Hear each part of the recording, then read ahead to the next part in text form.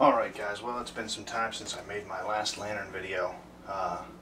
That's because I moved. So I got a new apartment and I'm just going to show you guys a couple of things that I've found in the process of moving and getting some other stuff done. Some little tips and tricks that I did a couple weeks ago that worked really well. And I'll tell you, we'll start with this one here. This is a Ember Little Supreme. It's number 150. And I think it's called a carriage lantern. But what I did for this lantern in particular is it was covered in rust. Really bad scales all over it. And I soaked it in a 5-gallon bucket with water and about 10 potatoes for 2 weeks. I saw a video on YouTube. A guy did that with some pipes that he had laying in the yard, and I thought, oh, you know what? I'll try it. I paid $5 for this lantern. We'll give it a shot and see if it works. It's amazing. It smells horrible, but for 2 weeks worth of time, do it. You guys will be absolutely impressed. You could use that for anything, not just lanterns. You could use it for tools or whatever.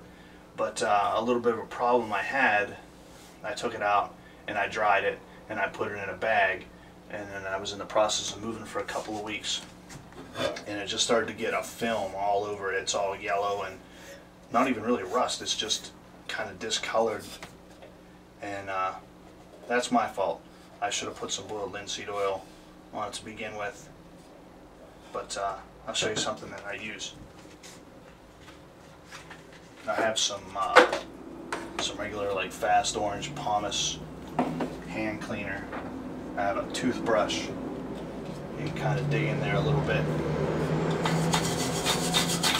and just start working this all over the lantern. Get in all the little cracks and crevices and just start scrubbing up. And it's going to take a lot of that film that's on there off. You could probably use lemon juice if you wanted to as well. I don't want to soak this again, but that works really well for that. Something else too, I'll kind of have a question here. And there was another kid who was having the same problem. This burner is stuck inside the lantern, and I looked in there with my LED flashlight and it seems to be all just kind of corroded and corroded up, and I don't know if that's ever going to come out of there. So I don't know if anybody else has had that same problem. Maybe somebody can help me out with that, on how I alleviate that problem. But I have all the pieces here for this too, and I'm going to eventually just put it all back together. I think I'm just going to use boiled linseed oil after I get this all cleaned up and make it functional again. I'm going to have to do some POR 15 on the bottom. There's a couple of holes that had poked in the bottom whenever I was cleaning it out, which is cool because I want this to be functional. Let me see here.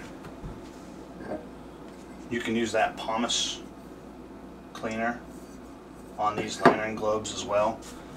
This is not for this one. This is for my D-light. This one will actually take like a little wizard globe, but the same thing with this. I actually cleaned this with soap and water, and it's very filmy, and it just looks like crap. Take a little bit more of the pumice cleaner on there. And just work it all over the lantern, kind of taking your time. And I'm going to do this on the inside and the out. I actually tried this on one of my Dietz Little Wizard lanterns globes, and it shines like crystal. I couldn't believe how shiny that glass was. Almost as if you found a brand new Dietz globe in a box somewhere that's been buried for 50 years. You know, that's what that'll bring that back to. So that's a really great tip. I hope you guys use it, and like I said, maybe I'll show some POR 15 on this whenever I get it all cleaned up. Try to make that one functional again. But thanks for watching my video, guys. You guys have any questions, let me know. Send me an email or shoot a comment on the post. Alright, thanks. Bye.